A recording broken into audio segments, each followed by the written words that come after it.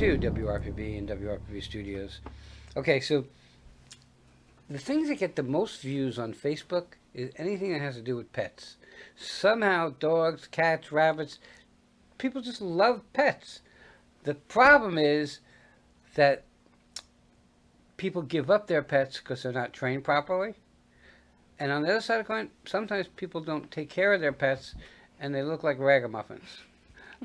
With me is Vanessa. How are you? I'm fine. How are you? Okay, so you decided that you're going to do what women have the ability to do, and that's do more than one thing. Yes, Okay, yes, yes. but you decide to keep it all in the same wheelhouse. All in the same wheelhouse. Okay, so you train I train. and you groom. I groom. Okay, so how long are you around the industry? I actually I trained service dogs for over 7 years, Oh, and wow. I've been grooming dogs for. I got into grooming through that because they asked me when I'd go into the homes or I'd go to meet with the clients, they would ask me, "Do you groom?" And so I started getting into grooming. So it's been a few years now, and it's doing very well. Why did you choose this industry?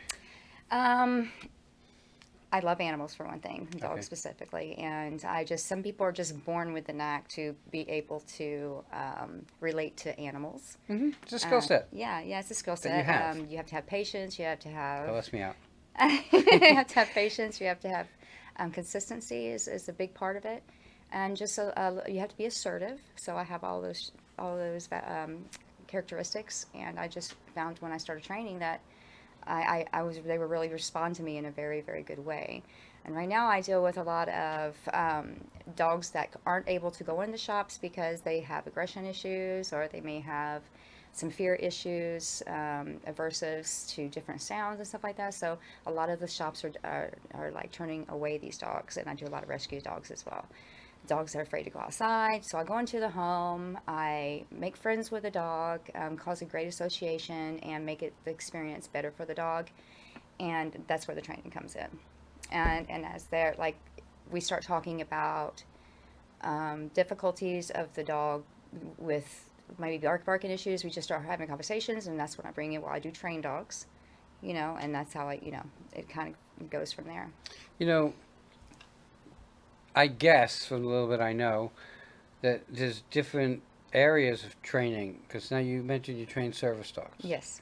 Okay, so I deal with an organization called DDS for Vets. Oh, okay. So I've trained a lot of dogs for retired vets with traumatic brain injuries, Hmm. balance assist, um, PTSD. You We know what I give mean? every year we give away 1 to 3 dogs, and they're Nice. pricey. The Yes, they training are. for them is pricey. Yes, it is. So being pricey, common sense tells me that it takes a lot of work to train those kind of dogs. Yes. Because you're not just training them to sit, stay, whatever. Um, I going into stores for a service dog is one thing, but now it's like I don't. You have a dog that's like my cats are bigger, and you're calling it a service dog, and you put it in a Hmm. cart in a supermarket. Hmm. I don't know if that's a good idea. Publix has now stopped that. Yes. Okay, I don't say that you should stop service dogs, but really, this emotional support animal has become just diluted and over. Yes, I agree. Okay, because you just go online and you order a thing and you buy a collar that says Service dog or a vest that says service dog do not right, touch. Yeah. but it's not that simple because No, you have it's to not. train a dog to do certain things. Yes. So, are there any dogs that you won't train? If are you talking about service No, I'm dog talking about work? just training. No. There's not anything that I won't take on.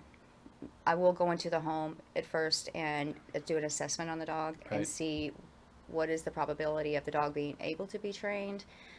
Take him outside, see what the issues are, and can this happen? Nah. But the thing is about training a dog is you have to train the owner as well. Right. So if the owner isn't being consistent and following through with the things that I teach them, that's my main thing. I'm gonna teach you how to teach your dog. I'm gonna train your dog, but then I'm going to show you how to keep it going and how to be consistent with that. And Unfortunately, it doesn't always go that way. When I can't take the dog home with me, so I'm depending on them to do this with the dog. They normally don't do it. They don't see any results. If you can't be consistent, then I'm gonna have to back out. So those are the only things. If I see a client that's really, really, and I get a lot of women that are maybe retired and they're at home a lot, I will take those on because they have time to spend with their dog Right. and be consistent with them. But mostly, if I find that I go in, for instance, I had a client that I was training, and every time I would give them assignments or homework, this is what I want to do. I want to see that when I go back and assess the dog and see if there's any improvement. There's not. Well, I'm not going to waste my time or your money. If you can't be consistent, if you're serious about this, then we can do this. But if not, then I have to back out. I asked you in the agreement before we got on if you've ever gotten bitten. Yes. You've gotten bitten a couple times. I've been quite a few times. So let's just pick the number 10. Let's say you got bit 10 times. Okay. Okay, just for argument's sake. Out of those 10 times that you got bit, how many times was it a yapper? A yapper is a dog that's smaller than my cat's. And how many times was it a big dog that people would be afraid of? So the yapping is more of a warning. I can usually tell when the dog, just by body language, training dogs for so long, you can usually tell because a lot of people can't pick up on the signals that they put off.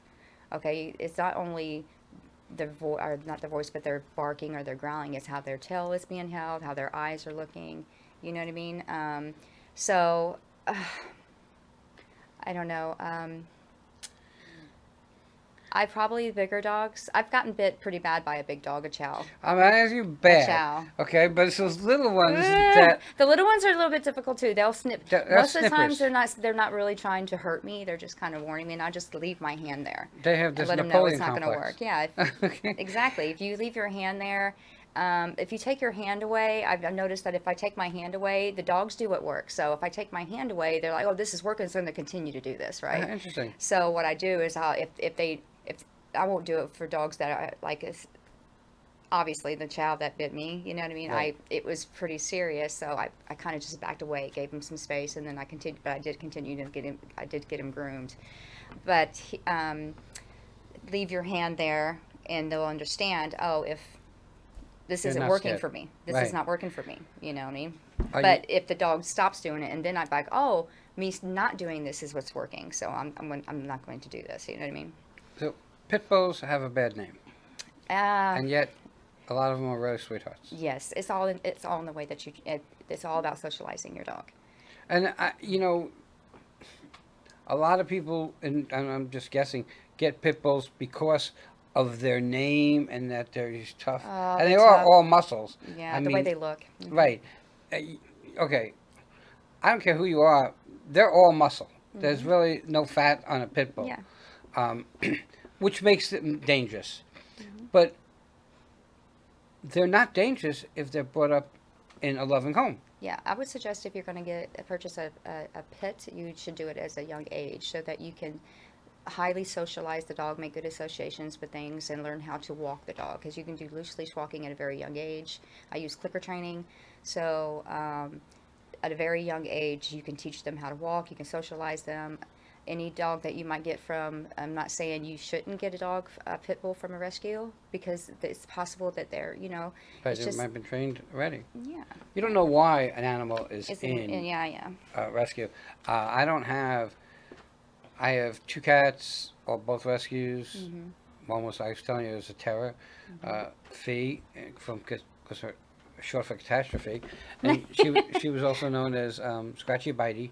She's calmed down because we brought the male in, and he taught her to be a cat. But I've always gotten animals from rescue. No need to buy an animal. Yeah, Okay, let's save the ones that need homes. Right, because I got my golden that I had.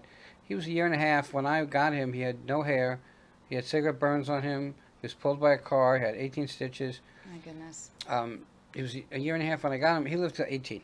Yeah. Okay, so a big dog living to 18, that's pretty cool. Yeah, it is. And everybody loved him. You could not love Nike. He was just like Nike. Well, his name was Nikolai, and we changed it to Nike. I like it. But I guess you can't just pick a dog by a breed by its looks, because there's so many more things about it. That's like a Connie Corso. You know what I mean? That's my dream dog. Okay. You have to do research on your dog. You have to make sure that you know what type of training, what type of breed, the history of the dog. The Cane Corso can be very intimidating by the look, and a lot of people buy the dog just because of that. I got a big dog, you know what I mean? But like I said, with the pit, you have to be able to get it at a young age and have the time and the resources to train and socialize the dog. It's the same with the Cane Corso. I rescued 8 pugs. I had 8 pugs at one time. And they're like the easiest dogs because they care about 2 things. They care about their owner and food. And food. Only 2 things they care about. There's actually in Fort Lauderdale they have a pug picnic every year. There's a ton of pugs there. They're not even looking at one another. Okay, they're looking. Where's the food? And where's my owner? And where's my owner? Right. So obviously you're going to get dogs that are super friendly. What's the easiest dog to groom? I like Shih Tzus.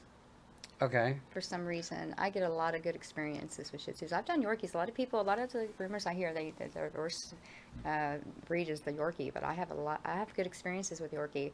Plus they come The out really Golden cute. Retriever. The Golden Retrievers are also, their temperament is so good, Oh no, yeah, I don't think. But like a Yorkie or a Shih Tzu or those dogs, when you groom them right, they're probably the most adorable. Adorable. And I also like Labradoodles. Oh, do you? Yes. Not one of my Poodles, favorite. Labradoodles, People say poodles are so smart, but it's not my kind of dog, and I just Right. would never.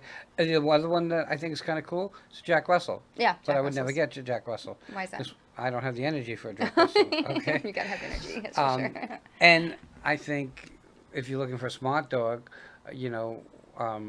Alaska, the Shepherds, German Shepherd. not even the German, but all the farm working dogs. Okay. Okay, Australian Shepherd. Australian they're very, very smart. Okay, Yeah. so I mean, it's cool because they're so smart, but They have the energy that you have to be able to keep up with. right. I spoke about my golden, and I kept calling Nike. He wasn't the smartest bulb in the thing, but he really was very smart. Okay, and if you find a pet, and I always say, you don't find a pet; the pet finds you. Yeah, exactly. Okay, when Nike passed, it was like, well, you should get another golden. No, I'll get another golden when that golden finds me. Okay. I like that. So, my question to you is, so I have a dog. I call you up.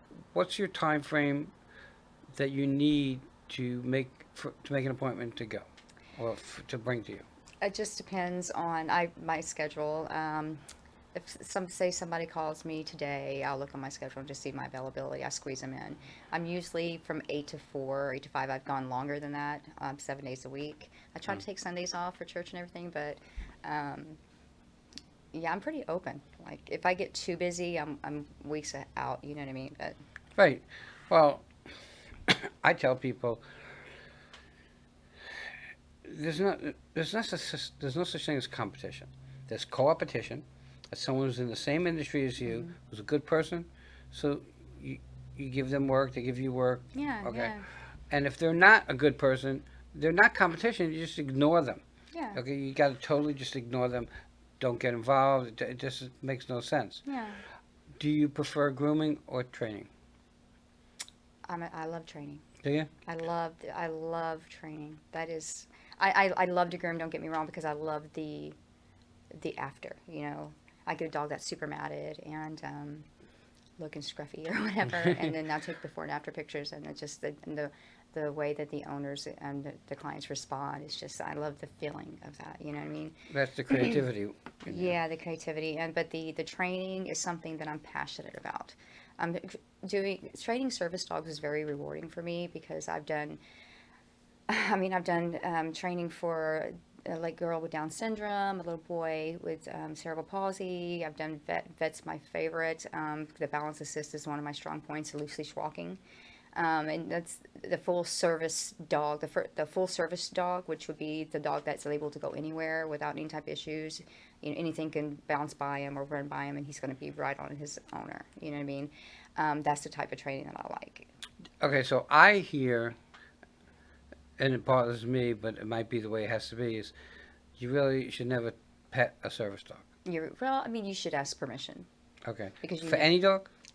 for any service pet, even if for any dog, like you never know. You don't know the dog, so Right. you're not just going to walk up. You don't know.